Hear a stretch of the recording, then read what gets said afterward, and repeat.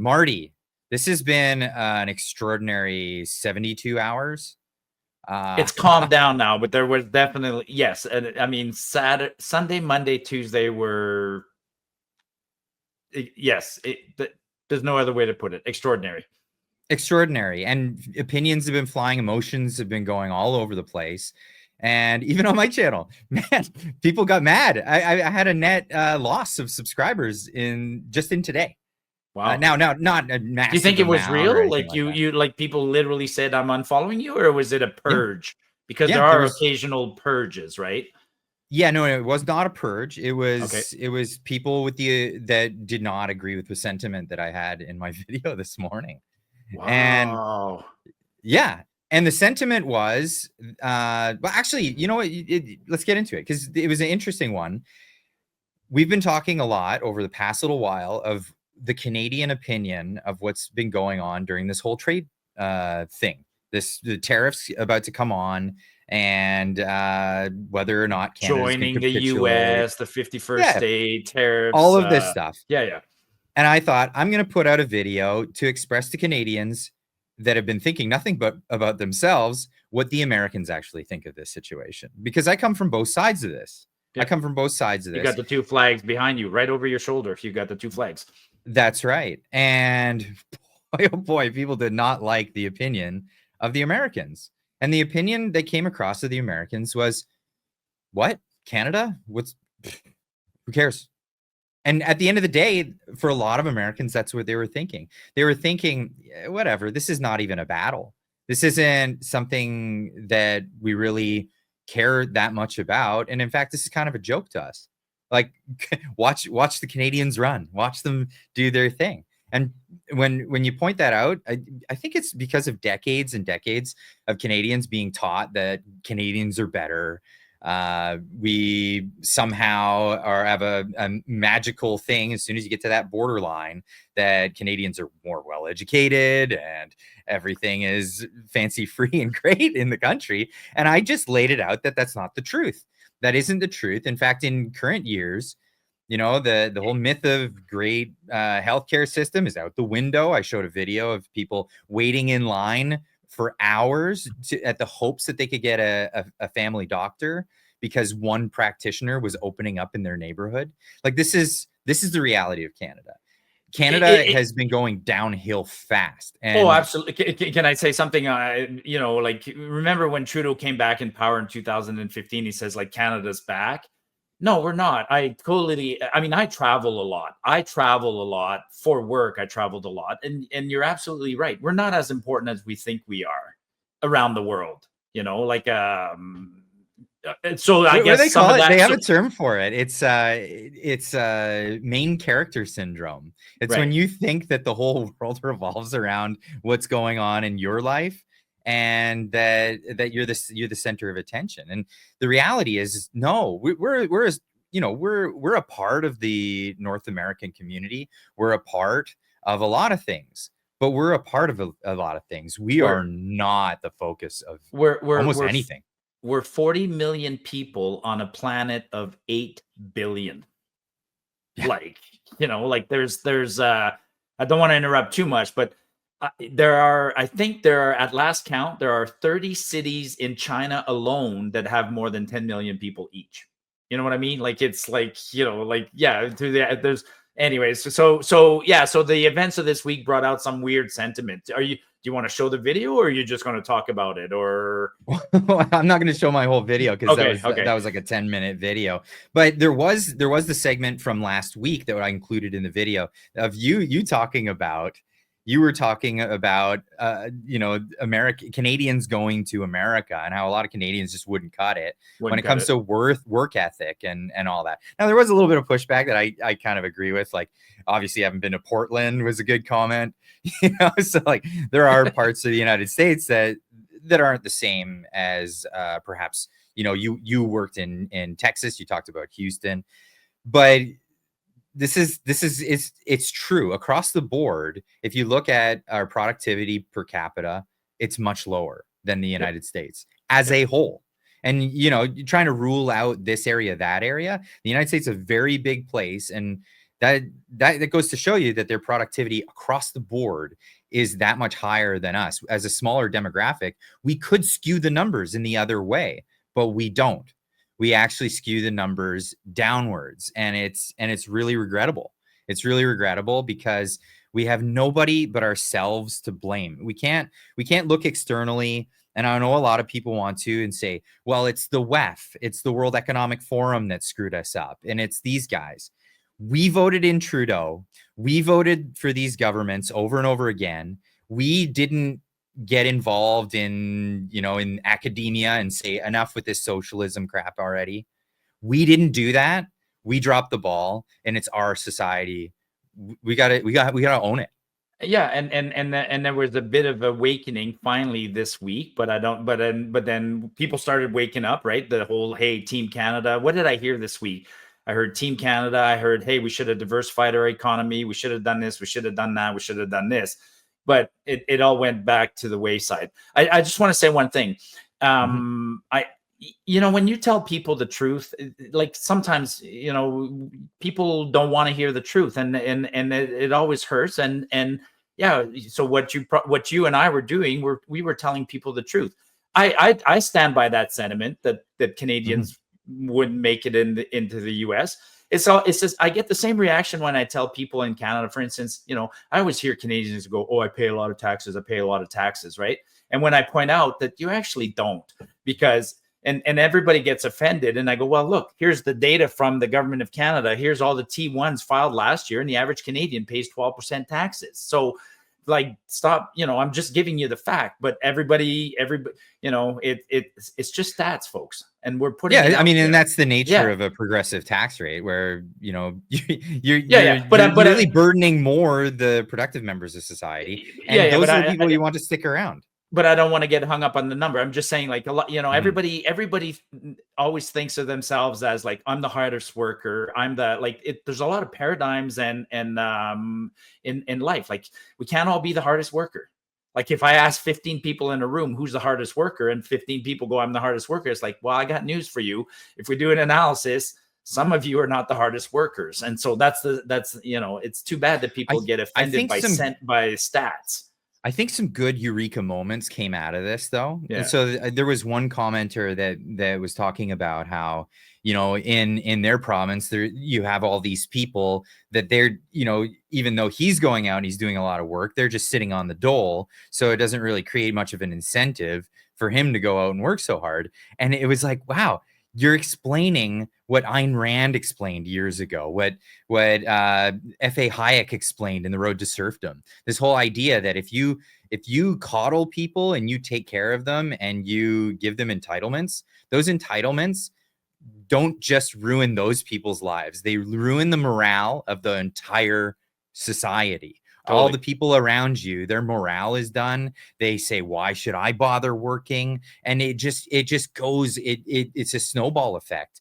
And it just runs right through society, and it's not good. And like, we really seriously need to reverse that. And, we got spanked. Like, this is the thing. Donald Trump dodged came a bullet, in. Actually, we are getting spanked, but we dodged a bullet because, like, you're talking financially with the U.S., we got spanked, or you're talking? Yes, we got spanked. We got spanked in a way. It was more of a diplomatic spanking, right? Yeah. So Donald Trump and the Canadian media is going to go all over the place saying we won. We showed that bully Donald Trump, and that's what they're trying to say about this. Is that what really went down? I don't believe that for a second. No, Donald Trump came in hard with what we knew were sanctions. They tried to turn it into a trade war thing, as if that was what the sanction, like these tariffs were about. And at the 23rd hour, even I think this one caught Doug Ford by surprise. We'll get into that. But Trudeau capitulates. He does. I mean, is he going to follow through with it? That's a whole other story. But he capitulated in a phone call, which was the second phone call of the day, which means the first phone call did not go well. It did not go well for him, and he had to scramble for that 3:00 phone call that he went forward and he said, okay, I'm going to tweet this out, sir. That's how it went down. And people that think it went some other way is just they're out to lunch. Totally. Yeah. No, I've seen lots of journalists and liberals trying to spin this as a win. Trudeau bent the knee, kissed the ring, do whatever you want to say. I mean, we were faced with and it shouldn't have gone that far to start with. I mean, No. actually, Mexico acted faster than Canada. Mexico, Colombia, Panama, everybody else acted not faster, wisely. They actually That's correct, opened up yeah. a proper dialogue and said, like, what do you want? Right. I mean, that's we're not out of the woods. I mean, it was an interesting week. I love how it looks fairly obvious what happened, but it's not. We're not out of the woods. I mean, we got 30 days now and the backpedaling. Yeah. The backpedaling it's horrible. So Doug Ford in Ontario, he put a ban on contracts from US companies. I don't know if that went through. I don't know if he kicked them off of the thing, but I'm sure a lot of them are like, yeah, okay, fine, whatever. I'll just get back to doing what I do in the US. He canceled $100 million order. Like the government of Ontario was going to provide remote internet from one of Elon Musk's companies. And so they had $100 million order. He canceled it. Did you see Elon's retort to that? No, to be honest, I was outside all day, man. I was helping neighbors and people with frozen cars. Like it's minus 25 here. So fair enough. Yeah, it actually snowed here. So yeah, I can imagine how cold it is there. But yeah, his reply to that was, oh, well. Who cares? And if that doesn't let things sink in, when a guy he's worth a lot more. He cares about what's going on in America. He grew up in Canada, but his one company, Clyde, like, Tesla's got a market capitalization of $2 trillion, which is the equivalent of Canada's GDP. Like, I lost $100 million order. $100 million is about 3 minutes worth of interest on his company's bank account. Like, that's I mean? Tied up in capital, man. That's not sure. But I mean, I explain it to people assets. Like that. Like okay, maybe not on his bank account, but Elon's got $46 billion in the bank, right? Or more than that. He's worth 100 million. Yeah. Like, if Elon's getting 3% in a bank account somewhere, he's making hundreds of millions of dollars a day. It's insane. And and then on top of that, David Eby, our apparently elected in British Columbia Premier David Eby, which we're still gonna have to get to the bottom of that nonsense of him even being elected in the first place.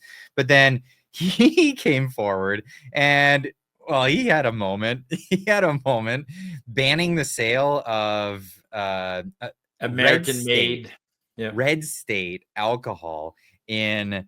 I'm gonna have to share this one because this one is just too ridiculous. I did a short about this, and I'll just gonna let this one play. Effective today, I have directed BC Liquor Sales to immediately stop buying American liquor from red states. Liquor store employees will be removing the most popular of these brands from government store shelves. A few moments later. I'm just thinking the consumer of British Columbia will see the liquor from Republican states being put back on the shelves. We will pause all of our non-tariff measures here. It's a measure of good faith to pause them. See, as you can see, the more you around, the more you're going to find out. And also, if you stayed on here and you never around, and you'll never find out. You'll never find out. But and that was booze that he had already bought. It was. You know what I mean? It was booze that's already been bought, and then he wouldn't and maybe you still wanted to buy the booze, but he decided on your behalf that no, you can't. Yeah. So what did I have to do? If I wanted to buy American booze, I would have to drive down to Blaine, Washington, and I'd buy some and bring it back myself. Yeah, because you can't buy it across our borders because we have interprovincial trade barriers, and alcohols cannot cross our borders easily within the country. And you know what? That is one of the funnier points of this whole exercise is that we're going to have a trade war with the United States because it's unfair that they're going to put a 25% tariff on us, which again, It wasn't for trade. It was a sanction. But all while the federal government, one of their big responsibilities, we always talk about their responsibility of being the border, but one of their big responsibilities through Confederation is managing inter-provincial commerce, because the provinces can't be, trusted to not put, tariffs on each other. So their job is to make sure that the provinces are being fair with each other. And they've been dropping the ball on that one forever. Well, let me put it into this context, since we're talking about numbers, right? I did the math. So Canada's trade with the US last year was 590 billion. Call it $600 billion, right? And so the 25% tariff on that amounted to about 125 billion on the high end. But that's not what we pay. 125 billion is what the Americans would have paid extra once because it's an import tax, right? But so what happens is they impose a tariff. The American buyer is now paying 25% more. So what does the American buyer do? He either finds a new place to buy the product. Let's say it's aluminum. He doesn't buy it from Canada, or he turns back to the Canadian seller and he says, okay, you got to lower your price. So worst comes to worst, we could have lost, up to $125 billion worth of trade in a year, but probably we'd have lost 60 billion, let's say. Canada's debt, just the interest on our debt, okay? Just the interest on our debt is $60 billion this year. Nobody talks about that. Yeah, you're right. Interprovincial trade barriers, like I can't, like a truck driver and somebody who builds a truck in British Columbia and wants to drive it across to go deliver something in Quebec has to get bills of ladings across for each provinces, has to weigh his truck at every station, has to do paperwork, blah, blah, blah. Like we shoot ourselves in the foot all day long. We got a carbon tax that's going to kick in, April 1st? Nobody's talking about that one. That's going to take another. That. That's $8 billion of extra taxes that we're going to hit Canadians with. And yeah, I mean, did I want to pay the tariff? No, but let's clean our own house, right? That's what you and I were talking about. Like this is self-inflicted, and to think that, and I don't blame the Americans for flexing their muscle a little bit, because you're right, it was a sanction, and they also have legitimate reasons. Like we were getting pretty, for lack of a better word, pretty cocky. Like, we got really cocky. Yeah. Taking our neighbors for granted. Well, and this is the thing, taking our neighbors for granted. Absolutely. Absolutely. Actually, Naya Fannerstill, she had a great thread about this. I need to pull this one up because she's back, like she was gone. She's back. I know. So. We were just talking about this the other day. And I gotta pull this up. Bear with me while I make this happen. She had this thread, and she said Canadians are the worst neighbors. We used to have a clean yard, but now we've let our weeds grow, and it's creeping into our neighbor's lawn. The U.S. Yep.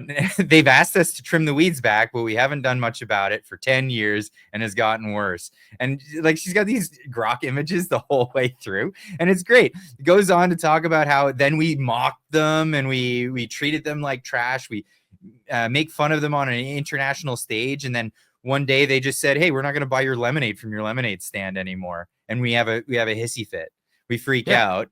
And then we go trash talk them even some more on the international stage and say that we're not going to do business with them.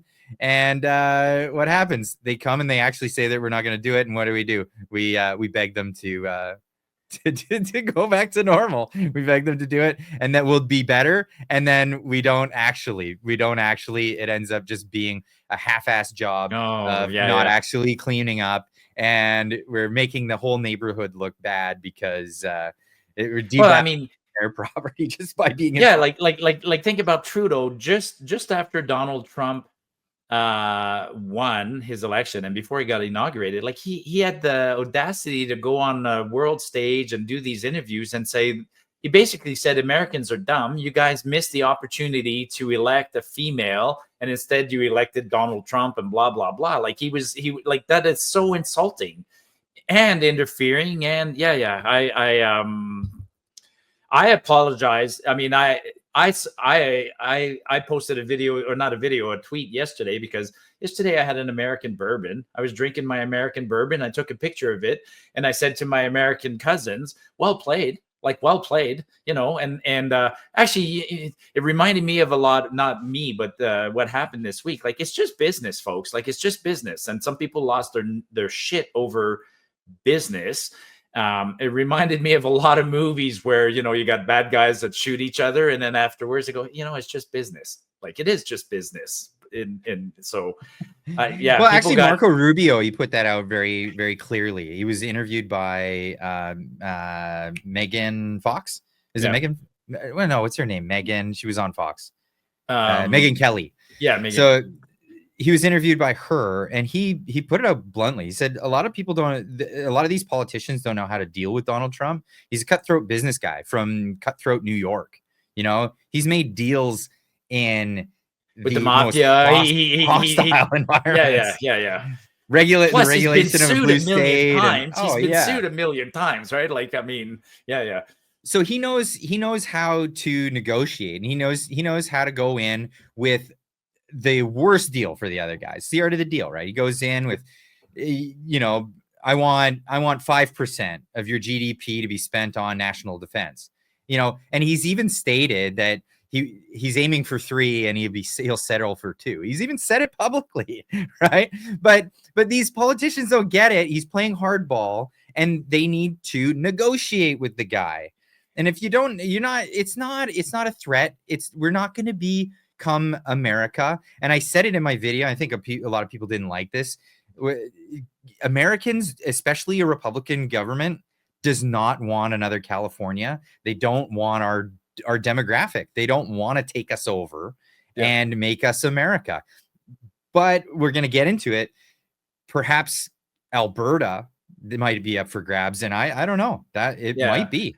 I just want to go back to Trump. Yeah, like, he played it so well in the last couple of weeks. When you look back on what he did, you go, well played, Mr. President. Well played. Like, he even dispatched like people all over the place. Like, he dispatched his son to Greenland, right? And I'm sure even the people in Greenland are like, you know, they're looking through their binoculars going like, does that plane say Trump on it? Like, and like, I don't even think they knew why the plane was there. But then he all told us, you know, on this side, I'm buying Greenland. And then to make it look real.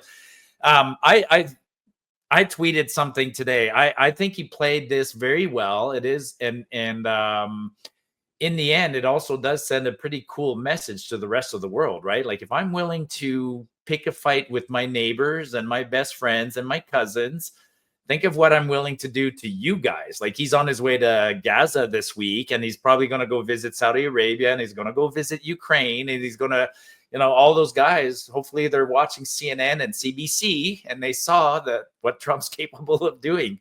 Well, the world's freaking out because he's said that they're going to take Gaza and it's going to be a U.S. territory. Did he say that? I thought he was just going to go and offer help to rebuild it or whatever. Oh, wow. I think he said it'll be ours. We're going to take it. Oh, okay. Again, start negotiating right there, and then settle in somewhere there, right? Yeah. Of course, it makes people freak out, and then they go, where can we settle with this? Where, you know, that won't happen. Get to the streets or whatever, and then a bunch of people end up looking like fools, and then when the dust settles, that's where we are. Speaking of looking like fools, and I'm not trying to disparage too much here. I wasn't very keen on Pierre Poilievre's response to this whole Team Canada thing. And, you know, like, you and I both said this, he's going to be the next prime minister, keen on it. That's the thing. But what did he do? He came out with a tweet, and he did a public speech the same day. I believe it was on Saturday. And he comes out saying, here's a list. Here's a list. Full retaliatory. Yeah, and top of the list is full retaliatory tariffs. Full retaliatory tariffs, again, with it's a trade war, blah, blah, blah. You go down the list all the way down to number 6. And he finally mentioned something about the border. And I couldn't help myself. I put out a tweet saying, 6th? Really? That's where we're going to be when it comes to negotiations? That's the best you got? You can't just be telling the prime minister that he's an idiot and he's not even talking about the border. but that was his tweet for the day. Everybody, Clyde, I took screenshots of Pierre's tweet that day, or of his list, and I just cut little chapters of his list, and then I put it out on Twitter or X. I said, who said this? Who said this? And people read it, and people said Mark Carney, or people said whatever. Like if I didn't tell you that this tweet had been put out by Pierre Poilievre, people people guessed that it was put out by Carney and Trudeau and others. But to be fair, I did the flip side. I took Carney tweets, and I took other Liberal candidate tweets of this week. Oh, that sounds super based because they're looking I said, to get who votes? said this? And people said, oh, that must have been Pierre, or that must have been Max, or whatever. So all the politicians in this country right now are going right down the middle. They're all heading right down the center. Right down the middle. But I think just like a lot of other things, Pierre comes out with a bad take, and the very next day he comes out with a completely different strategy. And he started his whole press conference with the word borders.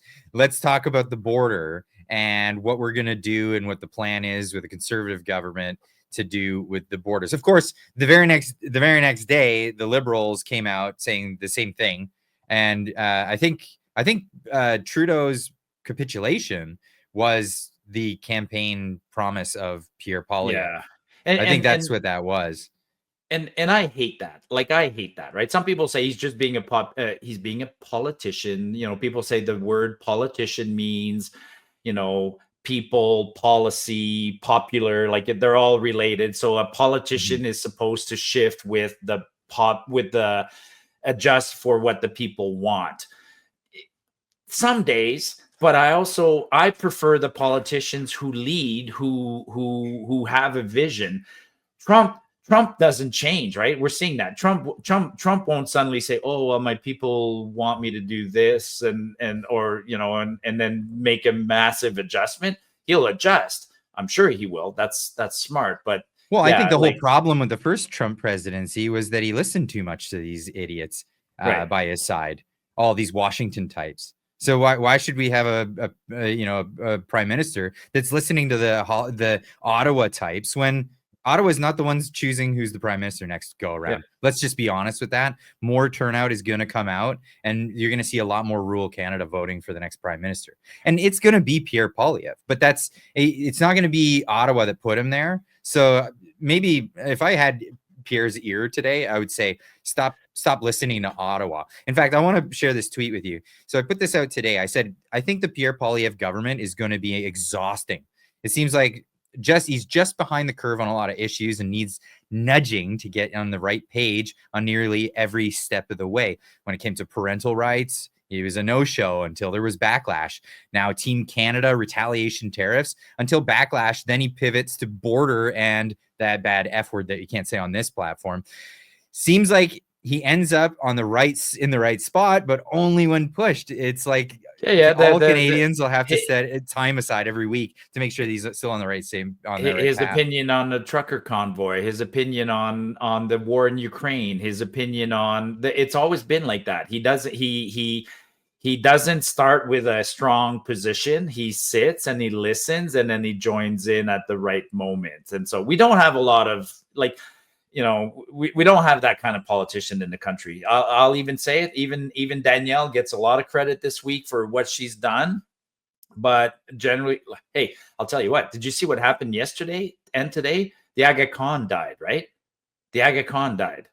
Every politician in this country almost had like an identical tweet or text out saying, "Oh, a great man died," blah, blah, blah, blah, blah, blah. I'm like, you guys you're all singing from the same psalm book. Like it's sadly missing in this country. I love that other countries have politicians like Milei and Trump and I never forget her name. What's the Italian lady? Meloni. Like, people like, even if you were against what I stand for, if you stood for something, I still admire that. I can't think of anyone. Well, no, I can't think of anyone on the other side who stands. So, Stephen Guilbeault. Stephen Guilbeault doesn't Yeah, change. yeah.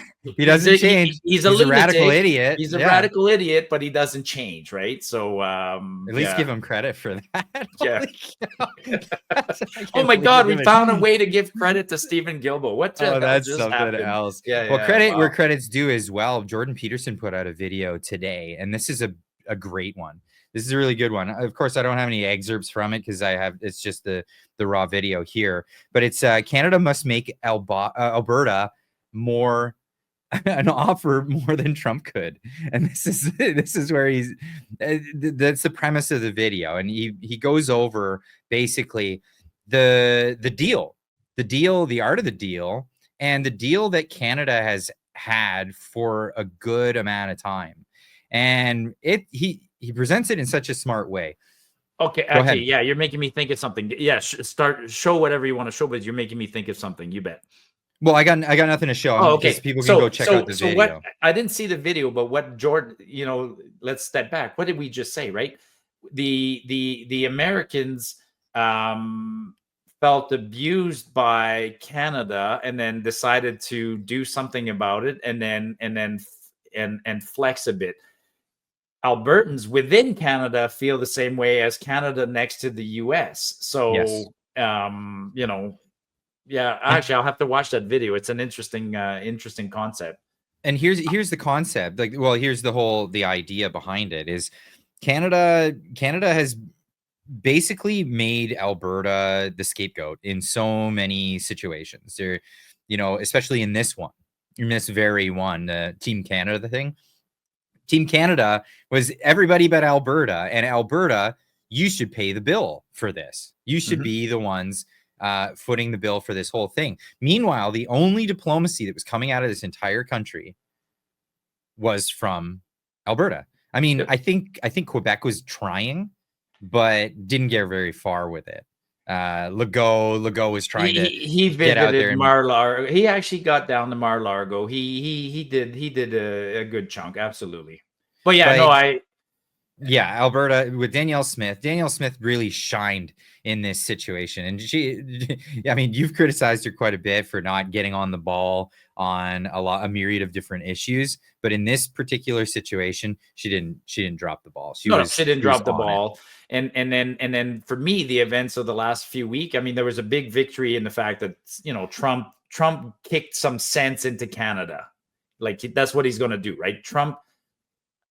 He kicked some sense into Canada, but that sense didn't last very long, right? Like all last week, everybody's like, oh, okay, finally, we need to have pipelines. We need to do this. We need to do that. But then too little, too late, though. I mean, it's in fact, it's too little, too late. And then we went right back to the old ways because yesterday, François Legault, the premier of Quebec, was on stage and he was being questioned. And he's like, okay, now that the dust is settled, are you now finally going to allow Alberta to build a pipeline to the Atlantic through Quebec? And he said, no, there's no appetite for that. I'm like, oh my God. Okay. So so that's point one. And so there was that victory for me this week of Trump trying to kick some sense. Didn't go very far. No. My bigger victory is that I saw how the rest of Canada reacted towards us. And now it really validated for me that there's a big problem in this country that's not fixable. It isn't. And then for months I've been hoping that maybe Poilievre is the guy who's going to fix it. And now I've almost given up. I'm like, I'm still going to vote for him. I'm still going to bring him in. But all Poilievre's doing as an Albertan is buying us time. Well, I think he was asked about transfer payments and if he would end that process, and he said no. No, not gonna. He won't. Yeah, I don't want to talk about that level of federal politics today. Okay, fair enough. Yeah, fair enough. Yeah. But Jordan Peterson brings up the real point, the real possibility that Alberta could be given a deal or an offer from Trump, something that they wouldn't refuse. And that's something that could be on the table in the future. And I wouldn't be surprised, honestly, if it were something that did come up. And the way Albertans have been treated, it would be in their best interest to take the deal, is what I'm saying. Sure. But if Trump offers us a deal, the way it works is that an entity. Let's take the example of Hawaii 90 years ago. Hawaii said we would like to join the states. So then the states say, okay, well, the offer can be both ways. Either the states say, would you like to join us? Or another party say, we'd like to join you. And so then that entity has to prepare itself, because if you're going to be a state within the United States, you have to be a very self-contained little country almost, with your own courts, your own police force, your own everything. Like, you really have to have that. You have to be sovereign within the United States. So if Alberta wants, or BC or Saskatchewan wants to join the US, whether we ask them or they ask us, we would need a good 5-6 years to properly set ourselves up as a very sovereign entity. Like, Alberta doesn't have a police force, doesn't even have a tax collection agency, right? Every single US state collects its own taxes. The federal government doesn't do it. So in order to join the US, whether we wanted to or they asked us to, we would have to do a lot of stuff, and that would take about 10 years. So it won't happen under Trump's presidency. So I was actually on a space the other day where we talked about this in detail, and it was fascinating. What this expert said is, let's say Alberta wanted to join the states, we would start setting ourselves up as a sovereign state, make sure we collect our own taxes, have our own police force, our own militia, things like that. Then you join the UN, and the US would offer us a trial. At first, we'd be a territory like Puerto Rico or Guam or whatever. Some of these places have been waiting 50 years to join. Puerto Rico wants to join eventually, but in all fairness, though, Mark, those places don't really have much benefit to the rest of the United States as a state. Guaranteed. They would probably accelerate our joining, but we would end up being in all likelihood a territory for a while. Well, I mean, I'm pretty sure they're looking at the situation that Alberta is a net exporter of goods, right? So, the Americans would love to have Alberta. Oh my God, would they ever you get a clump of California might not be happy. No, they wouldn't be. Yeah, Southern California wouldn't be happy. Yeah, Alabama we go from 50th to 51st in terms of GDP per capita. Alabama just drops, Oh, that's too funny. But yeah, it would be a lucrative thing. And really, the rest of Canada, and the way politics go, and the way just sentiment and attitude is, there seems to be no appetite to even want to argue to keep Alberta in Canada. Yeah. I think things would change really quick if that offer was genuine and it was there. Yeah, we'll see. Hey, I want to go back to something though. So you literally lost viewers, like people canceled because of your, like not specifically because you said that Albertans or Canadians wouldn't make it down in the US. Was it something more? Like, it was just a general, were you too pro-Canada or pro-US, anti-Canada in the sentiment? What do you think people... I wasn't anti-Canada. I've never been anti-Canada ever. But I was pretty harsh on the booing of the national anthem. That was bad. But I've actually mentioned that in 3 videos this week. So it wasn't the first time I mentioned that. I was really disappointed by that, in fact. But it was I think it was a combination of, I made a caveat statement at the beginning saying, just so everybody knows, I'm a dual citizen and my loyalties lie with both countries. And that's why I have both flags up. And that's why I want people to know this going into this, that what you're going to hear next is it may not be popular. This is where I'm going with it. And then share the sentiment of some other people who have moved out of Canada and live in the United States as well. And the sentiment is like, the attitude's completely different outside of Canada. It's totally different. And what else? Canadians need that wake up call. Again, most Canadians are not well traveled. We're not a well traveled people. We go to the US, we go to Mexico, we go to Thailand, but We're just not well traveled. And if you're really, really well traveled, you'll find out that we're not that significant in the world, and that some of our problems are nothing compared. Like, there's a lot of value in traveling. I mean, dude, I remember years ago, I was in Ecuador. I was in the Amazon jungle on my birthday. Okay, it's weird story. I was on the Amazon jungle on my birthday, and no, on Canada Day. Sorry, not on my birthday, Canada Day. And I was in this little village, and then I went and bought a case of beer, and then I walked around. I'm like, hey, is there anybody who wants to have a beer with me? Today's Canada Day, and everybody's like, huh? What? Sure, I'll have a beer with you. But they literally didn't even know what Canada was. You know what I mean? Can I tell you one other quick story? Let me tell you a quick story. Yeah, go for it. Americans, right? I used to work in Houston. I was in the hotel down in Houston one time. I go down to the lobby back in the days where you'd send postcards back home instead of emails, right? That's how old this story is. So I go down to the lobby. I'm like, I need a couple of stamps. Do you guys sell stamps here? She's like, where are you mailing this to? I'm like, I need to mail this postcard to Canada. The girl literally at the counter says, Canada.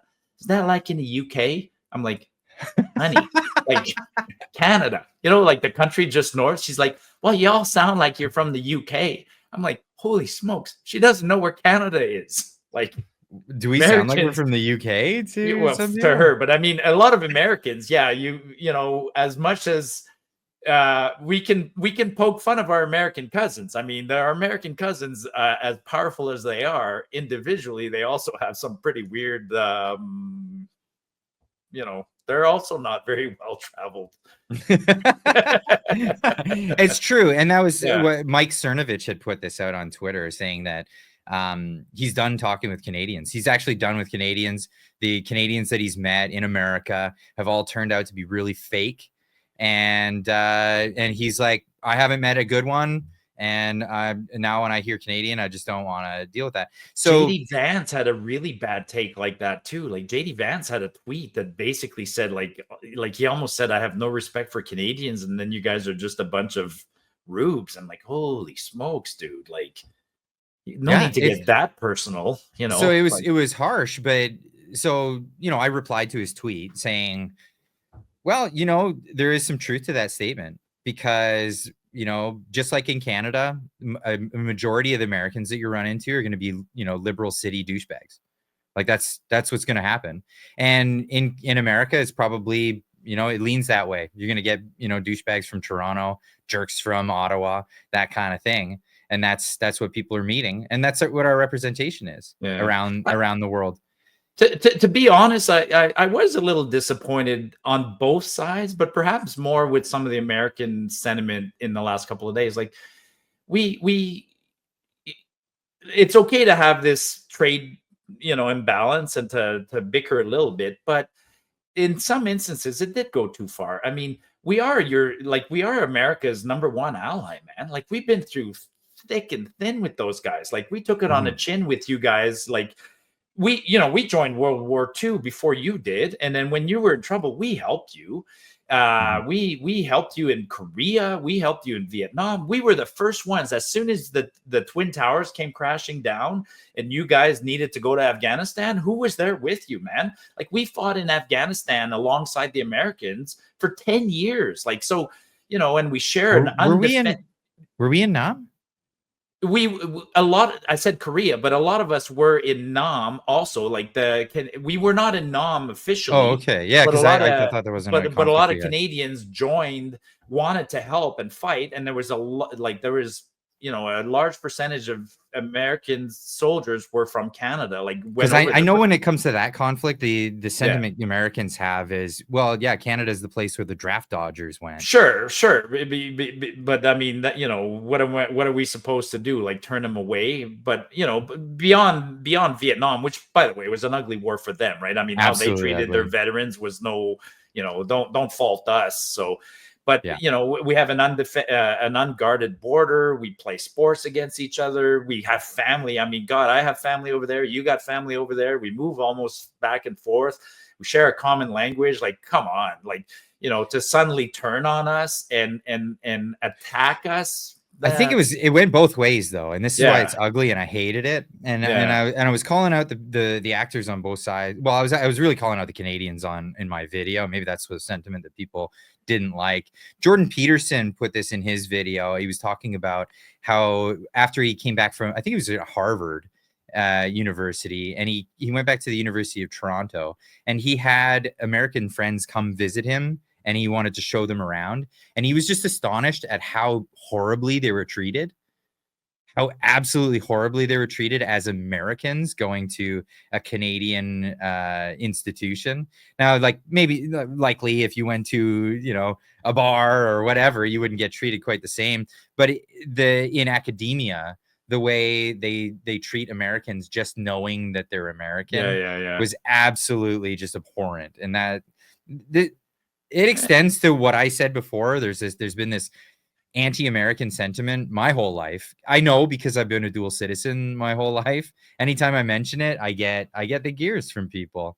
I've never experienced it, to be honest. I mean, I've worked for American companies. I know Houston as well as any large city. I've spent so much time there, and the friendship between us. I mean, you know where I feel more resentment towards me than any other place? It's in your province. Like when I go to BC, especially in the winter when I'm snowmobiling, man, they don't like us. I know. I still don't get it. I don't get it. I went fishing a couple of years ago all the way to Prince Rupert, and we're like, should we change our license plate and put a BC plate on? So speaking of conflicts that you know, Canadians and Americans have lost lives in, we talked about all those wars. The conflict that more Canadians and more Americans are losing their lives to is this conflict that Donald Trump has declared war on. And that's the conflict of these illegal narcotics that are being produced in our country, that are, you know, ravaging people's lives, like terrible, terrible addictions to these substances. And I think Donald Trump is onto something by coming after Canada in this, because we've seen police reports where there's these super labs, they're calling them now, busted. There was one in BC busted with, I want to say about $400 million worth of this product that was meant to go out on the street, and one arrest. I mean, when I read these reports, and the first thing that goes in my head is, at what point did the RCMP get tipped off to all this stuff, and all of a sudden they can't find a single person? It reeks of corruption. It reeks of inside workings. It reeks of something. And I think Donald Trump really is trying to draw attention to this, because Canada is the country where the precursors to this bad stuff that starts with the F word, they can't say on this platform, come in. They come in at our borders. China can't send them to the United States. Can't even send them to Mexico. But they can't get that. They can send them to us. And the Mexicans are setting up shop here in British Columbia. Apparently, there's 4,000 different separate entity groups, like cartel groups of, you know, whatever origins, working and operating within our borders in Canada, to the point that the products have far exceeded the amount that could be consumed in our country, only telling us that this is an export market territory. You know, what's his name? Sam Cooper talked about it in his book and several interviews. Like the narcotics in Canada is a money laundering operation to which the authorities turned the other way. They let it happen. I mean, here in Alberta, there was a 40-kilogram bust of the F stuff, whatever, this summer, and a senior politician, Naheed Nenshi, literally said, well, it's only 40 kilograms. It's like, dude, it takes like half a gram to kill you. Exactly. Like it's like, no, you don't say that. You say we're done with this and we're gonna shut it down. But I honestly, I was surprised it's why Trudeau got reelected, right? Trudeau got reelected to legalize marijuana. That was his promise. And I found that unusual, because we had spent 40 years in a war against this stuff, trying to convince everybody that this was bad. And then suddenly we reversed it, and because people said it's because there's money in it for the government. It's one of those things, right? Like our governments have turned a blind eye to the narcotics problem. Our government have turned a blind eye to students coming in from overseas on temporary visas and abusing that and staying in here. Our government has turned a blind eye. Like Trump has pointed out a whole bunch of things that we are doing wrong, that his country had done wrong, and he's going to fix it in his country, and he's going to fix it in ours. You're making me think of something. Well, Trump last week went to Davos, which it was interesting because everybody thought he's going to get just chewed up, right? It was virtual. Like he just showed up. It was at the virtual. Yeah. But then he started talking, and then Trump said, I'm going to close my border. I'm going to fix the narcotics problem. I'm going to get people working. I'm going to bring back industry. I'm going to fix my currency. I'm going to start paying down my debt. I'm going to do this. And people at Davos who would have been his arch enemies literally applauded him, because Trump is one of those events now where the